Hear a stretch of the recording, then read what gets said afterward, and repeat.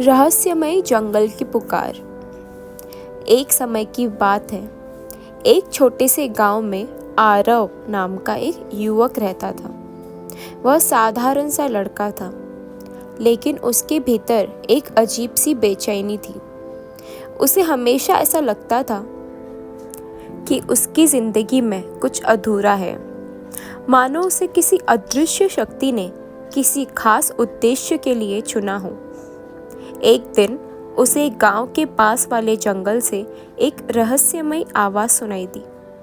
वह आवाज़ इतनी मधुर थी कि आरव खुद को रोक ही नहीं सका। आरव ने गांव के बुजुर्गों से उस जंगल के बारे में पूछा। सबने उसे चेतावनी दी, उस जंगल में जाना खतरे से खाली नहीं है। कहते हैं कि जो भी उस आवाज़ के पीछे गया कभी वापस नहीं आया। लेकिन आरव के मन में उस आवाज़ को लेकर जिज्ञासा बढ़ती जा रही थी।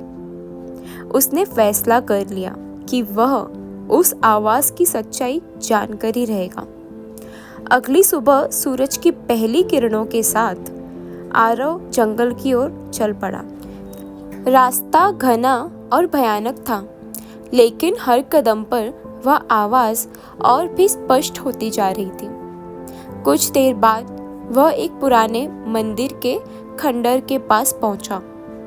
वहां एक प्राचीन पत्थर पर कुछ लिखा हुआ था।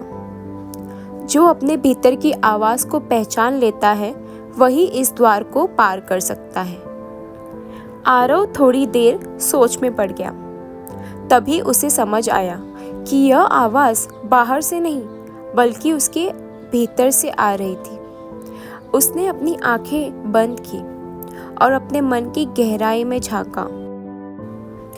अचानक उसे महसूस हुआ कि उसका जीवन जिस अधूरेपन से घिरा हुआ था, वह उसके अपने डर और शंकाओं का परिणाम था। आंखें खोलते ही उसे सामने एक रास्ता दिखाई दिया, जो उस मंदिर के पीछे एक ऊंची पहाड़ी तक जाता था। वह बिना किसी डर के उस रास्ते पर बढ़ चला।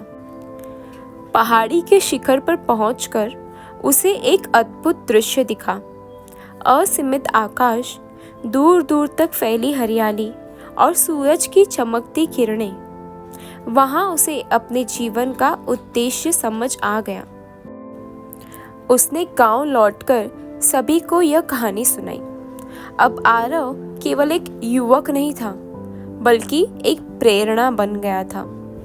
वह हर किसी को सिखाने लगा कि असली रहस्य बाहर नहीं, बल्कि हमारे भीतर छिपा है।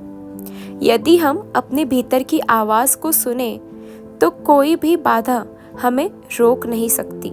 और इस तरह आरव की कहानी गांव में ही नहीं, बल्कि दूर दूर तक फैल गई। लोग अब उसे उस युवक के नाम से जानते थे, जिसने अपने भीतर की आवाज़ सुनकर अपना भाग्य खुद लिखा था।